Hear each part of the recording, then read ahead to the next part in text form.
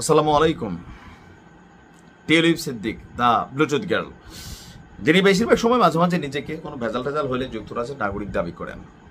আবার এই টিউলিপ সিদ্দিকির হাতে ডক্টর মোহাম্মদ ইউনূসের যে আসলে কোন পরিণতি আসতে যাচ্ছে, আমি আশ্চর্য হয়েছি টিউলিপের সাহস দেখা ভাই। ভাবা যায় তার বিরুদ্ধে দুদকের মামলা, উল্টা সেই দুদককেই সেই যুক্তরাজ্য থেকে বৈশা উকিল নোটিশ পাঠাইছে আদালতের মাধ্যমে। পাশাপাশি আপনার ডক্টর মোহাম্মদ ইউনূসকেও উকিল নোটিশ পাঠাইছে। এখন টিউলিপের যে রাজনৈতিক ক্ষমতা, এমন না যে এইবার মন্ত্রী হয়েছে অথবা এমপি হয়েছে, তিনি অনেকবারই সেখানে নির্বাচিত একজন মন্ত্রী বা কি বলছে প্রতিনিধি, এই প্রথমবার মন্ত্রিত্ব পাইছেন। তো পাওয়ার পরেই স্বাভাবিক আওয়ামী লীগ সরকারের একটা বড় ধরনের রোষানলে তো শেখ পরিবার আছেই।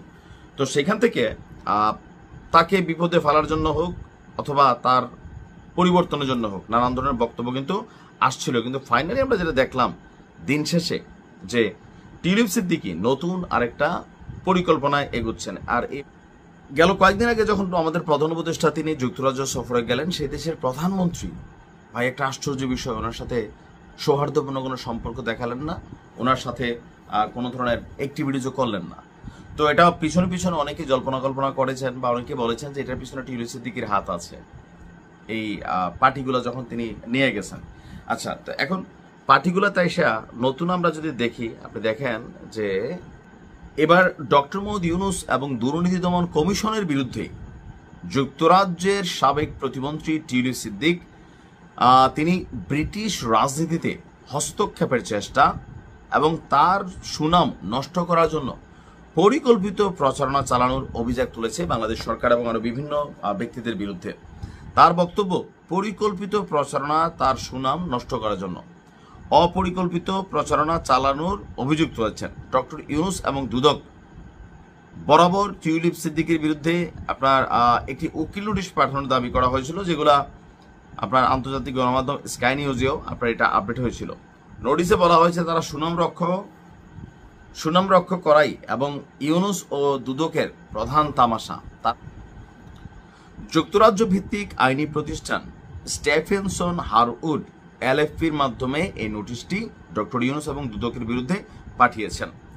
নোটিশে তার দেওয়া আগের কোনো ঠিকানার অথবা চিঠির জবাব না পাওয়ায় অন্তর্বর্তী সরকারের সমালোচনা তিনি করেছেন। তিনি বলছেন যে গত 18 মার্চ 15 এপ্রিল দুদক চেয়ারম্যান এবং কমিশনের হাই কমিশন, মানে এখানে যারা বড় বড় অফিসাররা আছেন তাদেরকে চিঠিটি পাঠানো হয়।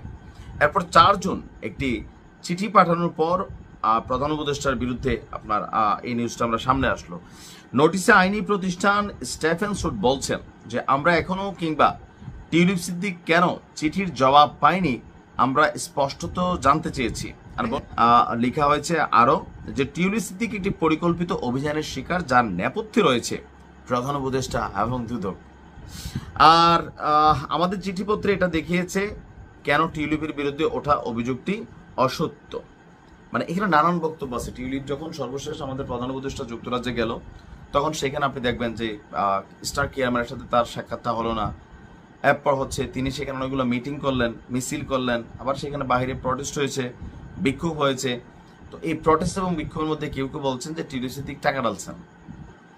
এখন টোটাল খেলা দেখে যেটা মনে হচ্ছে, টিউলিপ সিদ্দিকী আন্তর্জাতিকভাবে যে সমর্থন বা একটা অবস্থান তিনি আছেন, পাশাপাশি তার বিরুদ্ধে এই ডক্টর মোহাম্মদ ইউনূস সরকার যে অভিযোগ এনেছেন, তিনি সেগুলোকে আইনি বানোয়াট এবং কি সিস্টেমকে ব্যবহার করা মামলা হিসেবে কিন্তু যুক্তরাজ্য সরকারের কাছেও তিনি কিন্তু কিছু কপি পাঠিয়েছেন।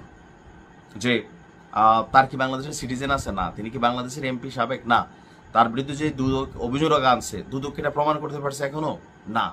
তো তাহলে দুদক তার বিরুদ্ধে একটা ষড়যন্ত্র করছে, এটা তার মনে হচ্ছে। সেখান থেকে তিনি চিন্তা করতেছেন যে না, এবার ডক্টর মোহাম্মদ ইউনূসকে একটা লারা দিয়াই দেখি ইন্টারন্যাশনাল লেভেলে। শেখ হাসিনা নিশ্চয়ই অনেক খুশি। ভালো থাকা।